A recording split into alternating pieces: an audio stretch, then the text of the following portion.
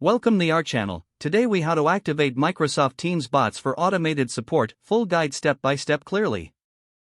To activate Microsoft Teams bots for automated support, start by opening Microsoft Teams on your device. Navigate to the Apps section located on the left sidebar. In the search bar at the top, type in the name of the bot you want to utilize.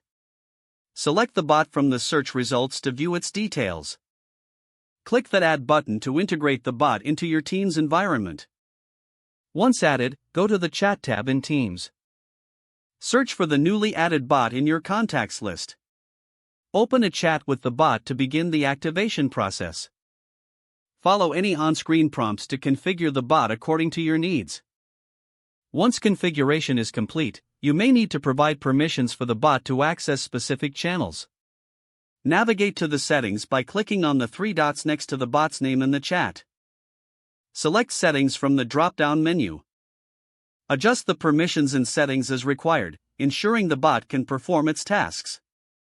To test the bot, send a simple command or question related to the support topic. Check if the bot provides a relevant response as expected. If necessary, revisit the bot's settings to refine its capabilities. For advanced configurations, consult the bot's documentation for specific features or commands. Integrate the bot into relevant Teams channels for broader access among team members. Regularly monitor the bot's performance and user interactions for any ongoing improvements.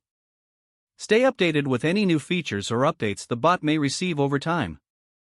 With these steps completed, your Microsoft Teams bot will be ready to provide automated support effectively. If the page does not load, refresh the browser or try again in a private or incognito window. Make sure you are using the correct email address, then retype it carefully to avoid small typos. If your password is not accepted, use the reset option and create a new strong password you can remember.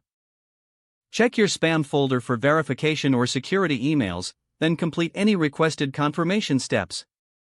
Enable two-factor authentication if available to improve account security and reduce unauthorized access risk. After signing in, review your profile details so your contact information and settings are accurate and current. If you see an error message, note it down and try again after restarting your device and internet connection. Don't forget to like this video and subscribe to our channel for more step-by-step tech guides.